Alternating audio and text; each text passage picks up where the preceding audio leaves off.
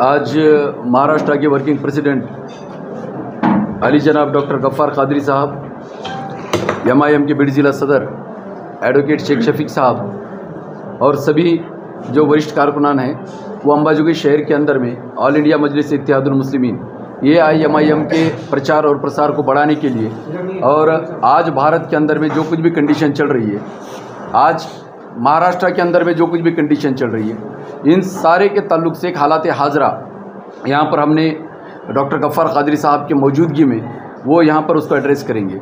साथ ही साथ आज AIMIM अंबाजोगी यूनिट की तरफ से अंबाजोगी शहर और तालुका के 112 पदाधिकारी यहाँ पर इंशाल्लाह नियुक्त किए जाने वाले। डॉक्टर गफ्फार कादरी साहब वर्किंग प्रेसिडेंट महाराष्ट्र, इनके मौजूदगी में इस प्रोग्राम को यहाँ पर इंशाल्लाह अंजाम दिया जाएगा। साथ ही साथ यहाँ पर जो हालात हाजरा का प्रोग्राम होगा, उस प्रोग्राम के ऊपर डॉक्टर साहब जो है वो मुखातिब होंगे पब्लिक से और वो ख़ुद खिताब करेंगे। बीड ज़िला सदर यहाँ पर बात करेंगे और जो सभा है वो सदर बाज़ार बड़ यहाँ पर उस प्रोग्राम को ऑर्गेनाइज़ किया गया है।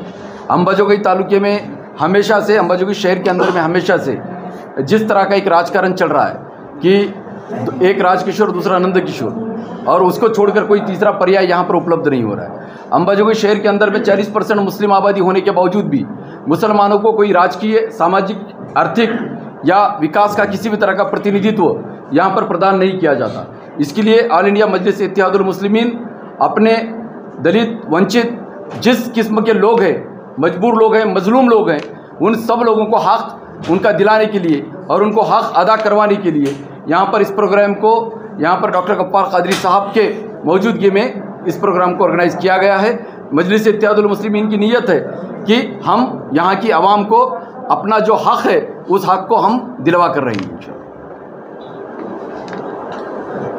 कोई सवाल पूछो ना सर जी, आपल्या पक्षाचा अजेंडा काय आहे आणि अंबाजोगाई शहरामध्ये आपण जुने चेहरे तेच देतात, आपण नवीन चेहऱ्यांना संधी कधी देणार आहात? आमचा जे राजकीय पक्ष आहे, मी हिंदीमध्ये सांगू की मराठीमध्ये सांगू? हा 2014 पासून महाराष्ट्रामध्ये दाखल झाला आहे। 2014च्या अगोदर MIM पक्षांनी नांदेड महानगरपालिकामध्ये काही नगरसेवक निवडून आले होते। 2014मध्ये MIM पक्षातर्फे 2 आमदार आणि बहुतेक महानगरपालिकामध्ये आमची एंट्री झाली होती। आता या पार्श्वभूमीवर आमचा पक्ष हा जुना नाही आणि तुमचा हा प्रश्न की जुन्या चेहरे, नवीन चेहरे, आमच्याकडे चेहरे नाही, आमच्याकडे जे आहे ते नवीनच चेहरे आहे। तरीसुद्धा आपण प्रश्न विचारलं, मी आपल्या प्रश्नाच्या उत्तराच्या माध्यमाने, तुमच्या माध्यमाने सर्वांना सांगू इच्छितो की MIM पक्ष कोणाची मक्तेदारी नाही। या पक्षामध्ये सर्वांना प्रवेश देण्यात येईल। सर्वांचे आम्ही पक्षामध्ये स्वागत करतो। तरीसुद्धा जे कोणी पक्षामध्ये येत आहे त्यांना आम्ही सन्मानाने त्यांचं स्वागत करू, असं आमचं म्हणणं आहे। महाराष्ट्र में सर एक सवाल है, महाराष्ट्र की राजनीति में इतना सारा उथल पुथल आप देख रहे हैं, इसमें MIM का क्या रोल है और आगे क्या भूमिका रहेंगे, इस पर कुछ बात कर सकते हैं? महाराष्ट्र में पॉलिटिक्स बहुत निचली सतह पे जा रही है। महाराष्ट्र जो हिंदुस्तान का एक प्रगतिशील, तरक्की याफ्ता स्टेट था, उसकी सियासत इतनी घटिया हो सकती है वो हम आप सोच भी नहीं सकते। देखिए, 2014 के बाद 2019 के इंतखाबात हुए। 2014 से 2019 महाराष्ट्र में शिवसेना भाजपा की गवर्नमेंट थी, मगर जब 2019 का चुनाव हुआ विधानसभा का, तो महाराष्ट्र की जनता ने ये सीन भी देखा कि सुबह सुबह 5 बजे राष्ट्रवादी पार्टी के कोई नेता अजीत पवार और देवेंद्र फडणवीस जी गवर्नर हाउस पहुंचकर शपथ विधि कर रहे हैं। एक बनता है मुख्यमंत्री दूसरा बनता है उप मुख्यमंत्री, वो शादी टूट जाती है। फिर महाविकास आघाड़ी यानी नज़रियात का, आइडियालॉजी का महाखतर। कैसा महाखतर? राष्ट्रवादी पार्टी, कांग्रेस पार्टी ने मिलजुल कर भारतीय जनता पार्टी और शिवसेना के खिलाफ चुनाव लड़ा था, और 2019 में हमने ये देखा कि शिवसेना के साथ, उद्धव ठाकरे के साथ मांडी को मांडी लगा के बैठने वाले पवार साहब और पटोले साहब थे। उसके आगे 2019 की सत्ता आई, ये सेकुलर पार्टियां शिवसेना को सर्टिफिकेट दे दिए सेकुलरिज्म का, उनके साथ बैठ गई। फिर शिवसेना की फूट, फिर एनसीपी की फूट। तो महाराष्ट्र का जो सियासत का मामला है वो बहुत फूटा हुआ। हमारे क्या है, असेंबली में 2 एमएलए तो हैं। हमारे कायद बैरिस्टर असदुद्दीन अवैसी ने कहा था कि हम ना महाविकास आघाड़ी को सपोर्ट करेंगे ना यूपी सरकार को करेंगे। जब हमारी संख्या ज़्यादा होगी तो हमारी बात का वज़न होगा, असर होगा, और वही संख्या बढ़ाने के लिए हम गांव-गांव, शहर-शहर फिर रहे हैं ताकि पार्टी को आगे बढ़ा सकें और जनता को बता सकें कि कोई चौकीदार बना बैठा है और कोई दुकानदार बना बैठा है। सर जी, मराठा समाजाला आरक्षण मिळावं का, आणि ते मिळालं तर ओबीसी प्रवर्गातून मिळावं का, आपलं काय मत आहे? मराठा आरक्षण मिलना नहीं मिलना ये तो बहुत अच्छा विषय है, मगर इसका इतना राजकारण हो रहा है कि बेचारे मराठों को समझ में नहीं आ रहा क्या क्या होगा उनका। मैंने पूरे मराठा रिजर्वेशन को गौर से देखा, और मेरी भी आपसे गुजारिश है कि सुप्रीम कोर्ट ने जो मराठा आरक्षण महाविकास आघाड़ी ने दिया था गायकवाड़ कमीशन रिपोर्ट के बाद, जिसको बॉम्बे हाई कोर्ट ने अपहेल्ड किया था, सुप्रीम कोर्ट की कॉन्स्टिट्यूशनल बेंच पे गया था। उस कॉन्स्टिट्यूशनल बेंच में 5 जजेस होते हैं, वो आप निर्णय पढ़ लीजिए। वो निर्णय क्या था? It was on 3 points. आप ज़रा नोट कर लीजिए, आप थोड़ा मालूम कर लीजिए।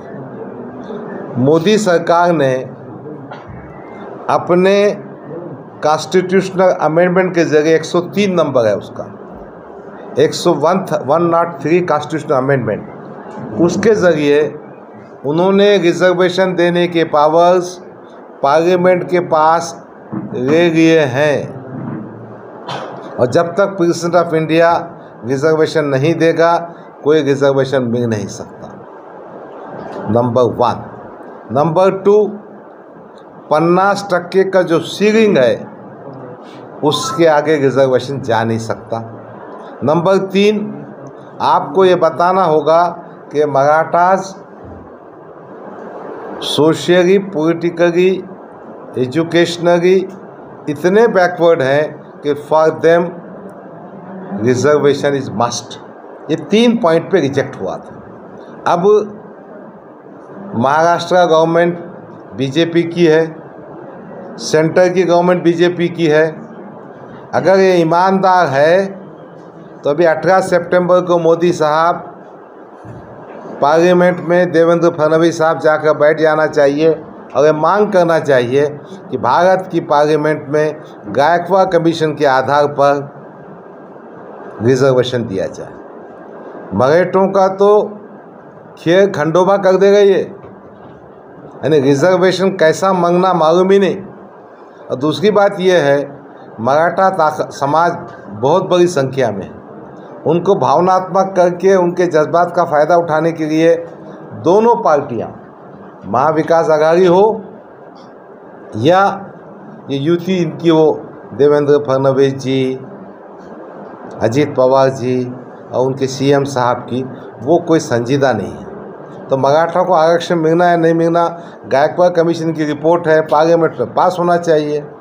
हमको मराठा रिजर्वेशन के बारे में कुछ नहीं कहना है, हमको तो कहना है कि बॉम्बे हाई कोर्ट ने कहा था मुसलमानों को 5% रिजर्वेशन मिलना चाहिए, हुकूमत ने उस पर सोचना चाहिए। मजलिस इत्तेहादुल मुस्लिमीन किसी के रिजर्वेशन के अगेंस्ट नहीं है, मगर हमको हमारा हक मिलना उसके लिए हम जद्दोजहद करेंगे। लोकसभा और विधानसभा जो आने वाली है उसमें आप युति करके लड़ने वाले हैं क्या अकेले लड़ेंगे? देखो भाई, हमारी तो इच्छा है कि सब पार्टियों के साथ जाना चाहिए, उन पार्टियों के साथ में जाना चाहिए जो बीजेपी और शिवसेना के विरोध में है। मगर आप सच्ची दिल पे हाथ रख के बोलो कि जितने भी पार्टियां हैं कब कहाँ जाएंगे कुछ समझ में आता क्या तुम्हें? पहली बात। दूसरी बात, हम तो इतने अछूत है कि कोई हमारे साथ में आने को डरता है। हमारे पास ये स्वाभिमान है, सेल्फ रेस्पेक्ट है। अगर कोई पार्टी जिसकी आइडियोलॉजी हमसे मिलती है अगर हमारे साथ में आती है तो हम जाएंगे इंशाअल्लाह। ऐसा कुछ इम्कान आज की डेट में तो कोई दिखता नहीं है, आणि सध्याच्या परिस्थितीमध्ये असं काही शक्यता वाटत नाही। सध्याच्या परिस्थितीमध्ये सत्ताधारी विरोधक आपल्या दोन्हीही पार्ट्या म्हणजे दोन्हीही गट आपल्याला बी टीम म्हणून म्हटलं जातं। तुम्हाला नेमकी एमआयएम बी टीम कुणाची आहे? हे तुम्ही हा निष्कर्ष का काढा की आम्ही बी टीम आहे? तुमचा भारतीय निष्कर्ष जनता पार्टी तुम्हाला बी टीमच म्हणते, काँग्रेस, राष्ट्रवादी किंवा शिवसेना तुम्हाला बी टीमच म्हणते। हे तुम्ही त्यांच्या नेमकी बी टीम कुणाची आहे? तुम्ही त्यांच्या वक्तव्यावर विश्वास करून आम्हाला बी टीम म्हणून सर्टिफिकेट देऊन टाका का? नाही नाही, आम्ही तुम्हाला विचारतो सर। नाही, तुम्ही अगोदर विचारा तुम्ही कोणाची बी टीम आहे? कारण कसं आहे आम्ही कोणाची बी टीम नाही। आमचा पक्ष या देशाच्या संविधान खाली रजिस्टर्ड आहे। संविधानमध्ये जे काही म्हटलेलं आहे त्यासाठी आम्ही वचनबद्ध आहे। दुसरा विषय असा आहे की मुसलमानांनी एम्पॉवरमेंट होऊ नये, त्यांच्याकडे सत्ता येऊ नये, तर आम्हाला तो बी टीम म्हणतात। आता त्याचे उत्तर मग काय देऊ? 2014 मध्ये काही पार्लिमेंटची काही सीट रगवली होतो का आम्ही? एक तरी विधानसभामध्ये काही 24 सीट रगवली होतो आम्ही, 288 होतं ना। अच्छा, 2019 मध्ये आम्ही किती पार्लिमेंटची सीट रगवली? एक, फक्त एक, तरी बी टीम झाला आम्ही। अरे ये जो कांग्रेस राष्ट्रवादी में हिजड़ों में ताकत नहीं है, ये नामर्द है। ये नामर्द अपनी नामर्दगी को छुपाने के वास्ते हिजड़े बोलते कि इसकी वजह से होगा, इसकी वजह से होगा, उसकी वजह से हो गया। अभी कहीं बच्चा भी पैदा हुआ, दूध देना बंद हो गया गाय का, या किसी के पास मुर्गी ने अंडा नहीं दी, असो तो अवैसी जिम्मेदार है बोलते हो, ऐसीच बात होगी ना। सर, आपण आता येणाऱ्या निवडणुकीमध्ये सामोरे जाणार आहात, तर आपल्यासोबत सध्या कुठल्या संघटना, कुठले पक्ष आहेत? मी सांगितलं ना, राजकीय दृष्टिकोनातून आमचा पक्ष एकचवाच्या पारशीवर आहे। जर कोणी आमच्याकडे येऊन विनंती केली, जर आम्हाला पटलं, तसं काही होऊ शकतं। त्या बाबतीमध्ये आमचे जे राष्ट्रीय अध्यक्ष आहेत बॅरिस्टर असुद्दीन अवैसी साहेब, ते निर्णय घेतील। सध्याच्या शहरात मागच्या काळामध्ये ओवैसी साहेबांची सभा होणार होती। ओवैसी साहेब अंबाजोगाई दौऱ्यावर निघाले होते, अंबाजोगाईजवळ पोहोचले होते, परंतु अंबाजोगाई त्यांची जाहीर सभा होऊ शकली नाही। नेमकं याचं कारण काय? क्या हुआ था? नहीं मालूम, क्या साहब नहीं आए थे? अपने है उम्मीदवार विधानसभा काही क्या असते? अपने पास नगर परिषद नगर अध्यक्षाचं त्यावेळेस कैंडिडेट बना था अपने पास। हाँ। और नबी सेठ को अपने नगर अध्यक्ष पद की उम्मीदवारी भी दी हुई थी। हाँ हाँ, और असद साहब ये उत्तर देते हैं। तो असद साहब की जो सभा है, असद साहब की सभा वहाँ पर ऑलमोस्ट हमें ये बोला गया था पार्टी की तरफ से कि असद साहब जो हैं अंबाजोगाई शहर में नगर परिषद के इलेक्शन के लिए प्रचार दौरे के लिए अंबाजोगाई में आ रहे हैं। यहाँ तक ये तय किया हो गया कि मोंडा ग्राउंड जो है अंबाजोगाई शहर का, वहाँ पर स्टेज लगाया गया और सभा के 1 घंटा पहले तक हमें ये बोला गया है कि असद साहब वहाँ पर आने वाले हैं, और ऐन वक्त के ऊपर असद साहब वहाँ पर हाजिर नहीं हुए, प्रोग्राम कैंसिल हो गया। तो उस ताल्लुक से वो सवाल पूछा। तो जनाब आप जवाब दो ना, आप शहर में है ना, मुझे मालूम नहीं है। अभी ऐसी कंडीशन हो गई थी उस वक़्त की उस्मानाबाद जो है, उस्मानाबाद वहाँ पर एक कैंडिडेट जो था, इनका खास सवाल ये है, तुमची काही वाटाघाटी झाली त्याच्यामुळे अभी साहब आगे नाही का? यांचा प्रश्न फार ऐसा शायर में रपटा हुआ है कि आपके ओवैसी साहब विश्वासते नहीं आए कि कहीं आपका एडजस्टमेंट भाई असदुद्दीन ओवैसी न कहीं झुकता है, न कोई उसको खरीद सकता है। किसी वजह से नहीं आ सके होंगे, उसको आप ये चश्मे से नहीं देख सकते कि किसी ने कोई कीमत अदा किया होगा। मेरे नेता में, मेरी पार्टी में ये सबसे बड़ी क्वालिटी है, ना कहीं झुकता है ना कहीं बिकता है। और आप अगर ऐसा सोच रहे होंगे नहीं आए, कुछ तांत्रिक वजह हो सकती है कहीं और। घंटा पहले इनको बोलते हैं, कार्यकर्ता को हाँ बोलते हैं कि बाबा, हम हो सकता है। अंबेजोगाई में तुम बोल रहे हैं कि यहाँ से 5 किलोमीटर अंतर सिर्फ अंबेजोगाई हो सकता, कोई वजह होंगी। यहाँ से चले गए अंबेजोगाई। देखो भाई, मैं आपको फिर कह रहा हूँ, आपके जहन में जो सवाल उठ रहा ना वाटा घाटी का, वो ऐसा सवाल हरगिज नहीं हो सकता, कुछ और वजह हो सकती। अंबेजोगाई में आके सभा क्यों नहीं ली? मुझे जवाब देने नहीं है, क्योंकि तो मैं नहीं भी था उस वक्त, मुझे मालूमात भी नहीं है। मगर वो जो आपके जहन में सवाल उठ रहा मौके पर यहाँ पे सभा का बहुत बड़ा ऐलान भी किया था, बहुत बड़ा, मुझे मालूम भी नहीं, मुझे अंदाजा भी नहीं। ॲक्च्युली सभा रद्द हो गई। उसका जवाब मैं देता सर आपको। वो जवाब दो ना। एक मिनिट, वाटाघाटी असं काही प्रकार त्या ठिकाणी घडलेला नव्हता। MIM पक्षाला खरीदण्याची ताकद कुणामध्येही नाही, आणि इथले तर चुटूरमुटूर नेते जे आहेत, जे स्वतः एका तिकिटासाठी कुठंतरी कुणाकडे तरी पळतात, कधी पक्ष बदलतात, कधी काय करतात, हे लोक जे आहेत ना, हे लोक असदुद्दीन ओवैसी सारख्या नॅशनल सुप्रीमोला MIMच्या इंटरनॅशनल फिगर आहे असदुद्दीन ओवैसी साहेब आमचे, तर त्या राष्ट्रीय अध्यक्षाला आमच्या जे सेलिब्रिटी झालेले आहेत पूर्ण इंटरनॅशनली, त्या माणसाला खरीदण्याची ताकद कुणामध्ये नाही। परंतु त्यावेळेस राष्ट्रवादी आणि काँग्रेस सर टेक्निकल डिफिकल्टी आणि राष्ट्रवादी आणि काँग्रेसच्या वतीनं अप्रचार त्या पद्धतीचा केला गेला। परंतु ॲक्च्युली असं होतं की उस्मानाबादमध्ये जे आहे नगराध्यक्ष पदाचं जे कॅन्डिडेट आहे, तो कॅन्डिडेट ऐन वेळेवरती त्या ठिकाणी काहीतरी त्याच्या तांत्रिक अडचणी निर्माण झाल्या होत्या। त्याच्यासाठी असदुद्दीन ओवैसी साहेबांनी अंबाजोगाईची सभा कॅन्सल करून तात्काळ ते अंबाजोगाईहून आपल्या इथली सभा कॅन्सल करून ते डायरेक्टली उस्मानाबादला गेले, त्याच्यामुळे अंबाजोगाईची सभा कॅन्सल झालेली होती। आणि नुकसान क्या हुआ, यहाँ का जो अपना जो कैंडिडेट था नगर परिषद में, वो फॉर्म में था नंबर 1 पे था, और वो असदुद्दीन ओवैसी साहब न आने से, उनकी सभा न होने से ये MIM को बहुत बड़ा नुकसान हुआ अंबेजोगाई। न्यूज़ बन गई वो अरे मुखालिफिन को पॉइंट मिल गया वो। हाँ, सही बात नहीं, ऐसा कुछ। देखो मैं बात करता हूँ, बड़ा हमारा नेता है, हमारे पास एक ही वक्ता है, बाकी हम सब उनके वक्ते पे, उनके भाषण पे जीते। तो हो सकता है उस्मानाबाद का जो प्रॉब्लम भाई बता रहे हैं वो इतना गंभीर होगा कि वहाँ का धोखा कम करने के लिए वहाँ गए होंगे, इसलिए प्रोग्राम कैंसिल किए। चलिए आगे। आज अचानक बीड़ जिले का दौरा आपका निकला? अचानक नहीं है, हमने पहले से तय किया है और पूरा महाराष्ट्र का घूम रहा हूँ मैंने तय किया है कि हफ्ता इतवार का दिन औरंगाबाद में नहीं रहूँगा, हर जगह जाऊँगा। कुछ जगहों पर तो हमारे यूनिट की इच्छा नहीं होते हुए भी जाके सभा कर रहा हूँ। एक सभा सिर्फ पगड़ी की कैंसिल हुई, मुझे नहीं मालूम क्यों कैंसिल हुई, मगर फिर भी घर घर जाऊंगा। यूनिट के पदाधिकारी हमारे साथ में आए तो भी जाऊंगा, नहीं तो झंडा करके फिरूंगा। मैंने तय कर दिया है कि घर घर जाऊंगा, मैं रास्ते पे फिरूंगा, मैं हर जगह जाऊंगा। हमारी टीम में जो साथ में आया उसको साथ में रहूँगा और घर घर जाएंगे। हमारा मकसद पार्टी के प्रसार करने का है, उसकी बात को आगे बढ़ाना है, मगर अचानक की बात नहीं है, ये तो हमारा उद्देश्य है और हम कर रहे हैं। सर अजित पवार सर, शरद पवार क्या नाम लेगा यार, तो बहुत हो गया ना, नाम सुन के परेशान हो। बहुत क्या बातें कर रहे। अभी ईडी के डर से वहाँ भाग गए, आप दोनों साथ में नहीं, मैं क्या बोल सकता।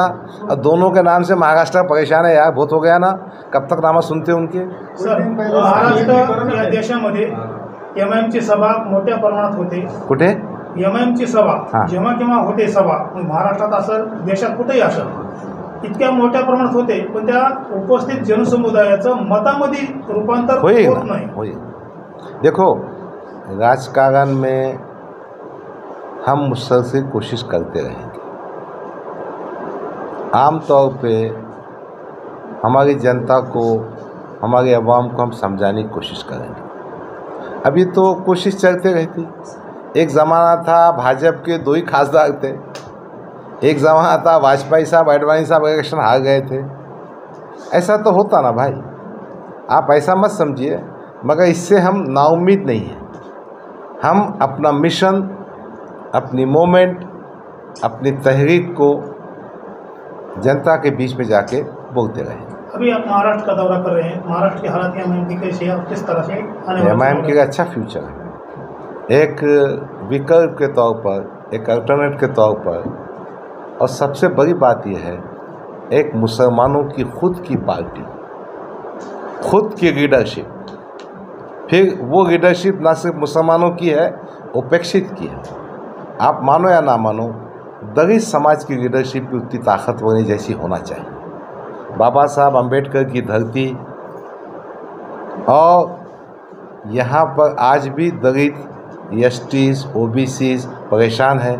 तो हम ना सिर्फ मुस्लिम समाज की लीडरशिप करेंगे, मगर ये दलित समाज, ओबीसी समाज, उपेक्षित समाज, अरे महाराष्ट्र में हालत ये है, जिस पुलिस के ख़िलाफ़ हम भाषण करते हैं उनकी तनख्वाहें कितनी देखे आपने? अरे उनकी तनख्वाहें इतनी कम है और ड्यूटी आवर्स इतने ख़राब है। मैं परसों बैठ के डिस्कस कर रहा था बैठ के कि अपने पार्टी के एजेंडे में क्या होना चाहिए। ये पुलिस महकमे को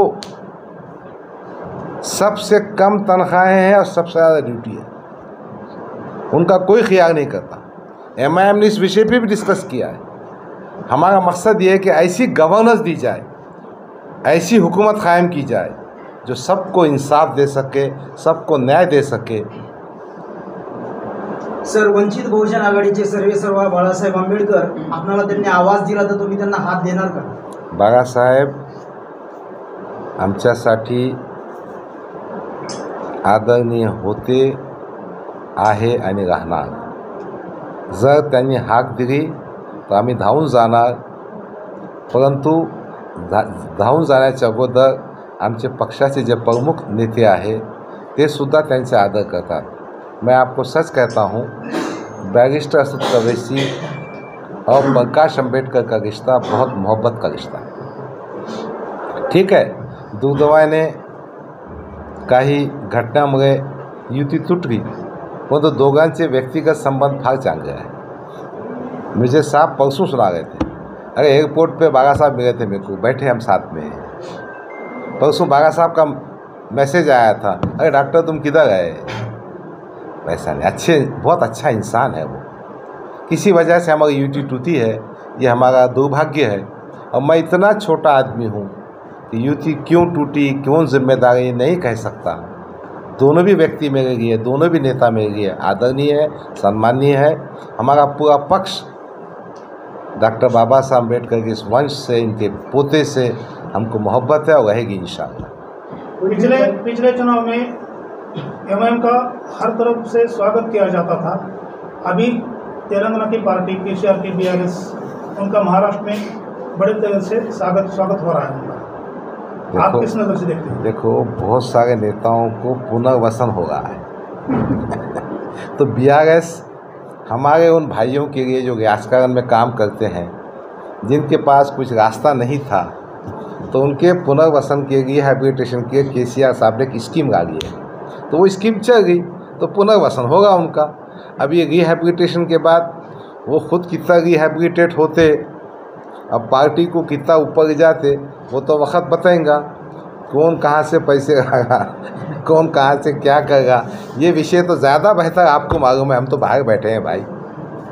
सर, कुछ दिन पहले औरंगाबाद के सरजमीन पर राष्ट्रवादी युवक एक पदाधिकारी ने एमआईएम पे टिप्पणी की थी। क्या टिप्पणी की थी वो? महबूब शेख को लेकर। क्या वो मेरे महबूब ने क्या बोला था वो ना? मेरे महबूब ने क्या कहा था वो ना, क्या कहा था? टिप्पणी मुझे बताओ ना भाई। वो वही जो अकबर साहब के जो पुराने जो तकारीर थे, वो ना उसके ऊपर टिप्पणी की थी। आप खुल के बात कीजिए, मैं जवाब देता ना उसको। तो आपने सुना ही होगा ना सर? नहीं, मैंने सुना। मुझे बताइए क्या टिप्पणी थी उनकी? अकबरुद्दीन आदिसी साहब जो 15 मिनट हटा दो या हटा दो, जो ये दहशताना बातें, उसको लेके कोट किया था। देखिए, दो बातें। जी, एक हड़का वाला मामला या अकबरुद्दीन अवैसी का वो भाषण जी 15 मिनट का मौका दो और पुलिस हटा दो, जी जो मीडिया में बहुत गाजा था और मीडिया ने उनको कन्विक्शन भी दे दिया था और जेल में भी भेज दिया था, वो मामला कोर्ट में चला और कोर्ट ने दूध का दूध पानी का पानी कर दिया और कोर्ट ने उनको उसमें से क्या कर दिया, बरी कर दिया, एक्सोनरेट कर दिया, एक्विटर कर दिया। अब वो विषय कहाँ बाकी बचा।